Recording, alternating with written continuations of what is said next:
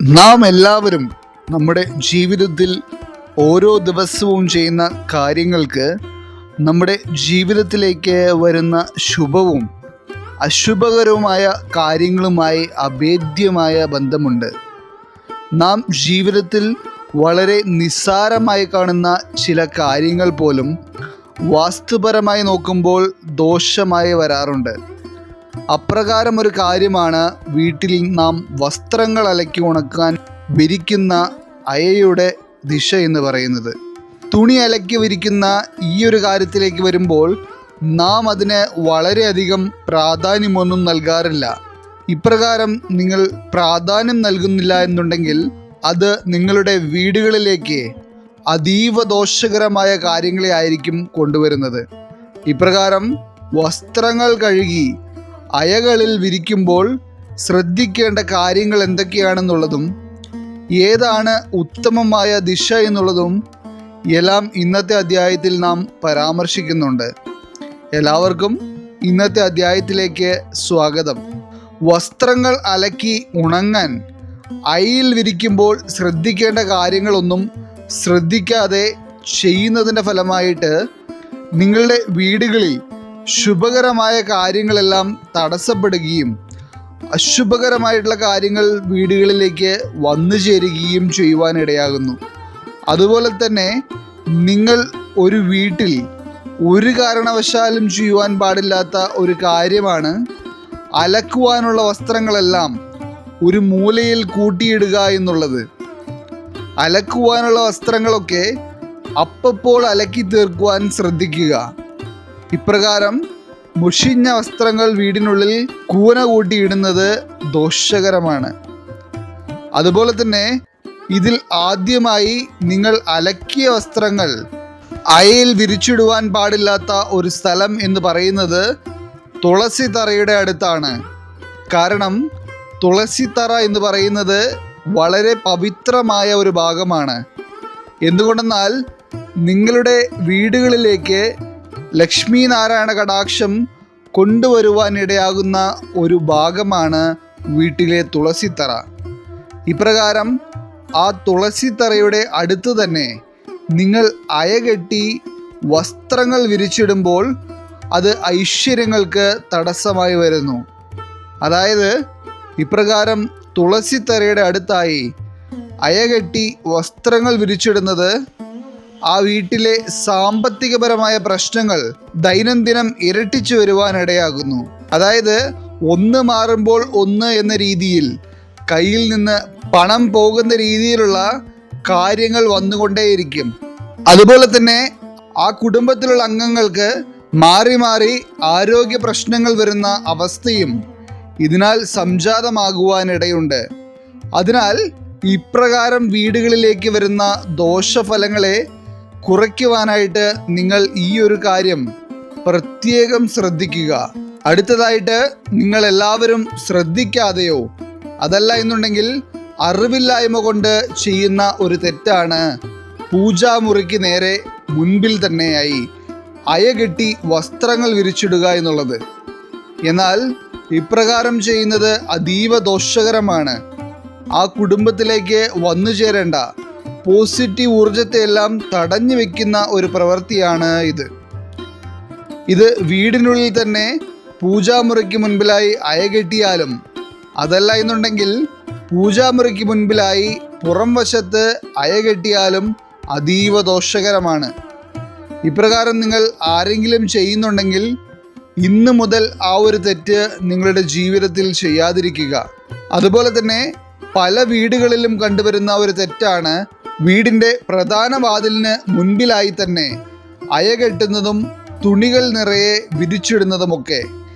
എന്നാൽ നിങ്ങൾ ഇപ്രകാരം ചെയ്യുന്നത് വീട്ടിലേക്ക് വരുന്ന ലക്ഷ്മി കടാക്ഷം തടസ്സപ്പെടുത്തുന്ന ഒന്നാണ്.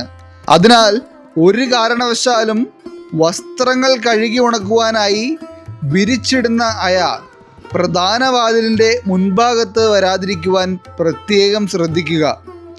ഇതെല്ലാം മറിച്ചാണ് നിങ്ങൾ ചെയ്യുന്നതെങ്കിൽ ആ വീടുകളിലേക്ക് വരുന്ന പോസിറ്റീവ് ഊർജ പ്രവാഹം തടസ്സപ്പെടുകയും ഇപ്രകാരം സംഭവിക്കുന്നതിന് ഫലമായി ആ വീടുകളിലേക്ക് ദോഷകരമായ കാര്യങ്ങൾ മാത്രം വന്നു ഭവിക്കുവാനും ഇടയാകും. അടുത്തതായിട്ട് വീടുകളിൽ അഴകെട്ടേണ്ട ദിശകളെ പറ്റി നമുക്ക് നോക്കാം. ദിശകളുടെ പ്രാധാന്യത്തെപ്പറ്റി പറയാനാണെങ്കിൽ തെറ്റായ ദിശകളിൽ അയകെട്ടുന്നത് അതീവ ദോഷകരമാണ്. ഇപ്രകാരം നിങ്ങൾ ഒരു കാരണവശാലും അയകെട്ടുവാൻ പാടില്ലാത്ത ദിശ എന്ന് പറയുന്നത് വടക്ക് ദിശയാണ്. വടക്ക് ദിശയിലാണ് അയയുടെ സ്ഥാനം വരുന്നതെങ്കിൽ അത് ആ കുടുംബത്തിനെ ദിനം പ്രതി തകർച്ചയിലേക്ക് നയിക്കുന്ന ഒന്ന് തന്നെയാണ്.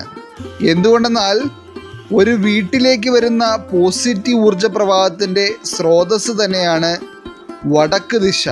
അതിനാൽ ഇപ്രകാരം നിങ്ങൾ വടക്ക് ദിശയിലായി അയകെട്ടുകയും തുണികൾ വിരിക്കുകയും ചെയ്യുമ്പോൾ ആ വീട്ടിലെ ഈശ്വര കടാക്ഷം നഷ്ടപ്പെടുവാനും അനിഷ്ടകരമായ കാര്യങ്ങൾ ആ വീട്ടിൽ വന്നു ചേരുവാനും ഇടയാകും.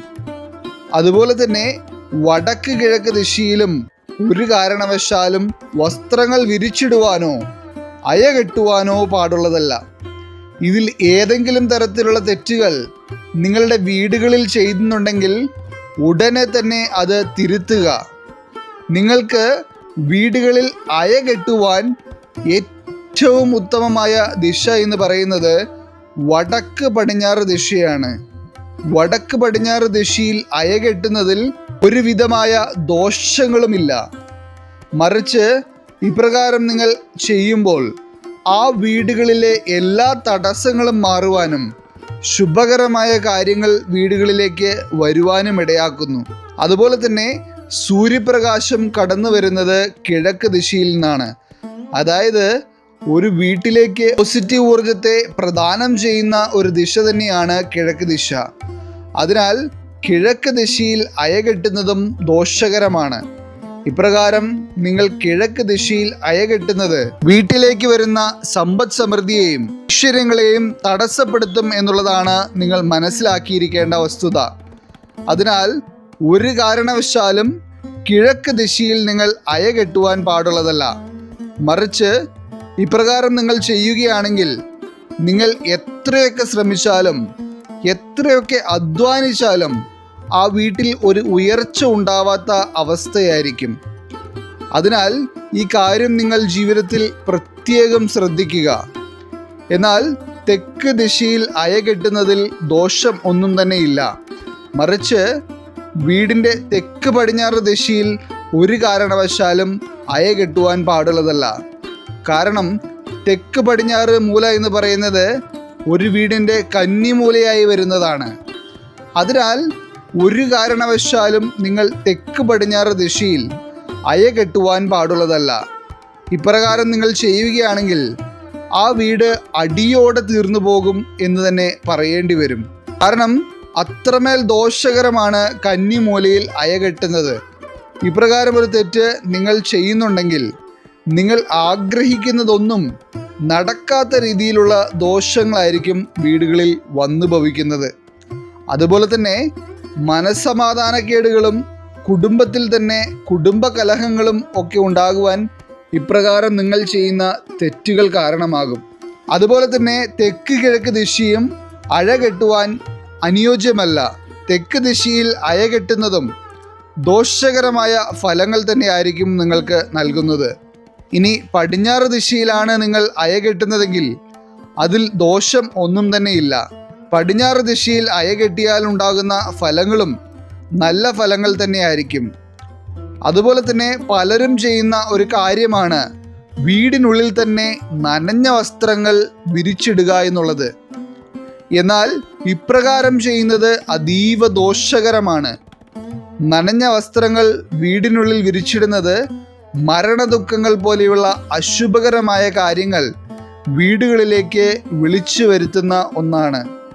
മാത്രമല്ല വീടിൻ്റെ നടുമുറിയിൽ, അതായത് ഹാളിലൊന്നും ഒരു കാരണവശാലും അയകൾ കെട്ടി തുണി വിരിച്ചിടുവാൻ പാടുള്ളതല്ല.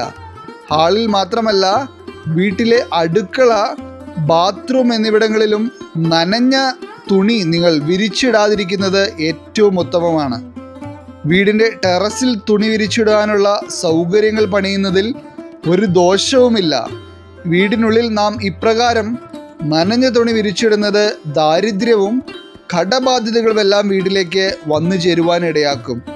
അതിനാൽ നാം ഇന്നത്തെ അധ്യായത്തിൽ പറഞ്ഞിട്ടുള്ള കാര്യങ്ങൾ എല്ലാം തന്നെ നിങ്ങളുടെ ജീവിതത്തിൽ കൃത്യമായി ശ്രദ്ധിച്ച് മുന്നോട്ട് പോവുക. ഈശ്വരൻ എല്ലാവരെയും അനുഗ്രഹിക്കട്ടെ.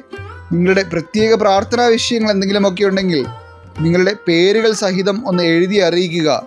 നാം നമ്മളുടെ പൂജകളിലും പ്രത്യേക പ്രാർത്ഥനകളിലുമെല്ലാം പേരുകൾ സഹിതം നിങ്ങളുടെ ഉൾപ്പെടുത്തുന്നതായിരിക്കും. നന്ദി, നമസ്കാരം.